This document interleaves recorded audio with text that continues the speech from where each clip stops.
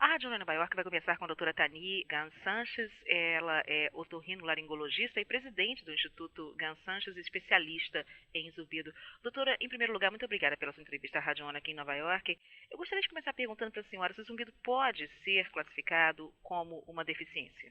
O zumbido normalmente é consequência de uma perda de audição.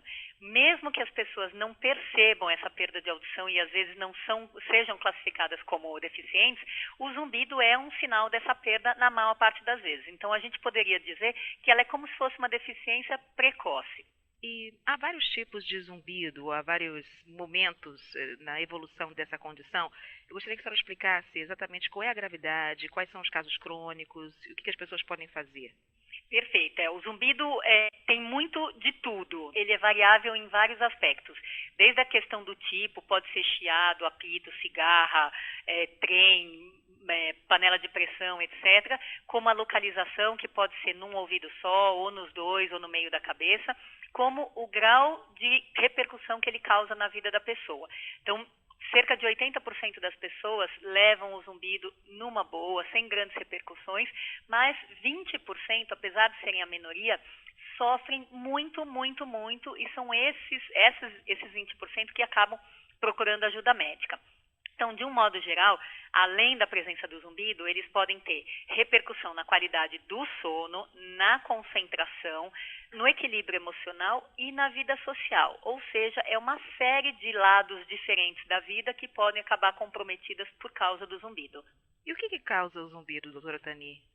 Na maior parte das vezes, o zumbido é uma consequência de perda de audição.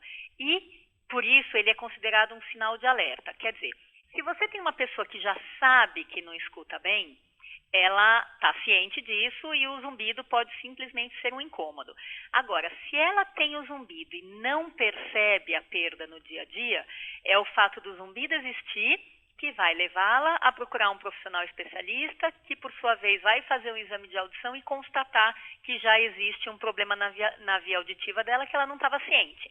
Então, na maior parte das vezes, zumbido é consequência de perda. A perda em si pode vir por uma questão enorme de causas, como poluição sonora, que é extremamente frequente nos dias de hoje, inclusive em crianças e adolescentes, por causa dos fones de ouvido, o envelhecimento natural do ouvido, que começa a partir dos 50 anos, alguns tipos de labirintite e o que eu acho muito interessante é que problemas de fora do ouvido também podem causar zumbido. Por exemplo, erros alimentares, como abuso de cafeína, abuso de doces ou jejum prolongado, problemas na articulação da mastigação, que é bem na frente do ouvido, problemas na coluna cervical, que é bem embaixo do ouvido, pressão alta, diabetes e problemas emocionais também como ansiedade e depressão.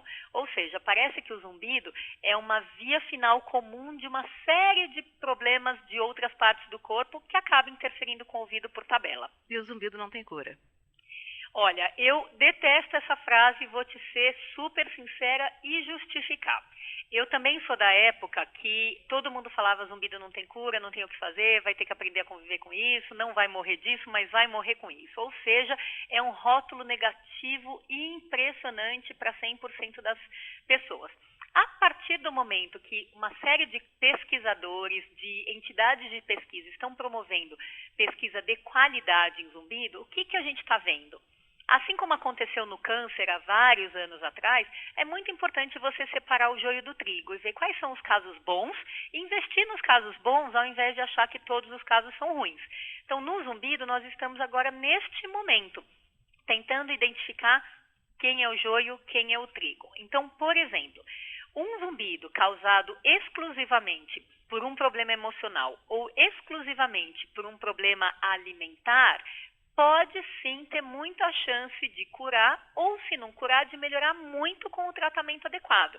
Mas o tratamento adequado para eles vai ser completamente diferente do tratamento de um zumbido que aconteceu por causa de uma danceteria ou por causa de alguém que trabalha num lugar barulhento, por exemplo. Então, eu particularmente acho que à medida que o público e, acima de tudo, os profissionais começarem a enxergar o zumbido como um monte de ramificações diferentes, a gente vai conseguir estabelecer causas diferentes e tratamentos diferentes para cada ramificação. Aí sim a gente vai chegar a deixar os pacientes mais satisfeitos com o tratamento, que é o que já acontece hoje com algumas facções de pessoas que estudam zumbido. E para terminar, o zumbido em um grau bastante agressivo, ele muda completamente a vida da pessoa e também os familiares. O que as pessoas podem fazer na família para ajudar um paciente com zumbido? E no caso, um familiar. Perfeito. Acho ótima questão. Acho que toda busca de ajuda é extremamente necessária e válida. Às vezes acontece da pessoa buscar ajuda e não achar um profissional competente e que tenha conhecimento, que satisfaça de alguma maneira. Mas é importante tentar. Se foi em um, não gostou, vai em outro. Tá? Agora, todo mundo que tem repercussão muito importante na qualidade de vida, não dorme direito, deprimiu, não consegue mais ter vida social, precisa de uma ajuda psiquiátrica também. Então, é importante que esses pacientes tenham equipe de trabalho. Então, o médico faz o papel dele, o psicólogo, o psiquiatra, outras terapias, etc. Então, trabalho de equipe é fundamental.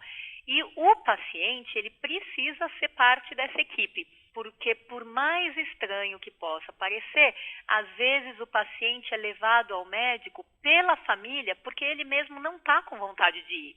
Então, se o paciente não está com vontade de trabalhar pela melhora dele, normalmente são casos com péssimo prognóstico, por mais que a família esteja toda desesperada e com vontade de ajudar. Então, a família é um suporte muito importante no sentido de entender, acolher e motivar. Mas quem tem que fazer a lição de casa do tratamento é o próprio paciente, não adianta a família fazer por ele. E até que ponto a terapia de retreinamento é uma terapia eficiente para ajudar nesses casos mais críticos? Olha, eu gosto muito da terapia de retreinamento, porém ela tem um porquê. Quer dizer, ela, para ser efetiva, ela demora 12 a 18 meses, em média. Então, quando o paciente está muito mal, dificilmente ele é um bom candidato para fazer um tratamento de longa duração como esse. Tá? Então, normalmente, se ele está muito mal, eu particularmente, aí eu falo em nome de pessoa física mesmo, prefiro um controle medicamentoso, nem que seja por um tempo pequeno, para equilibrar o paciente e colocá-lo em condições de fazer um tratamento como a terapia de retreinamento. Eu realmente acredito nisso, tenho cerca de 73% de melhora, isso é um trabalho com casuística analisada em 2002, e realmente é ótimo, desde que isso se enquadre no perfil de paciente. Se não, existem outras formas de tratamento que também podem ser feitas. Equipe multidisciplinar é fundamental.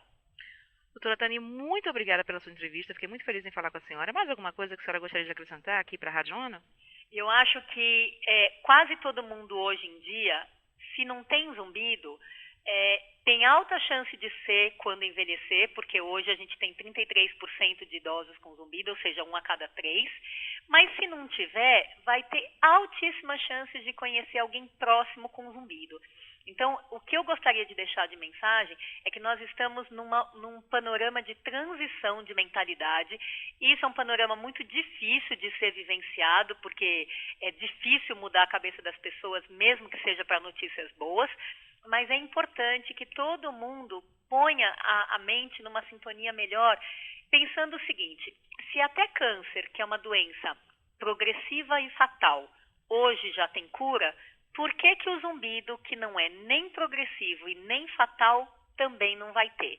Então é questão, pela lógica, da gente entender que é uma questão de tempo. E enquanto a cura não vem para todo mundo, porque nem o câncer hoje tem cura para todo mundo, é importantíssimo entender que hoje já tem casos de bons resultados.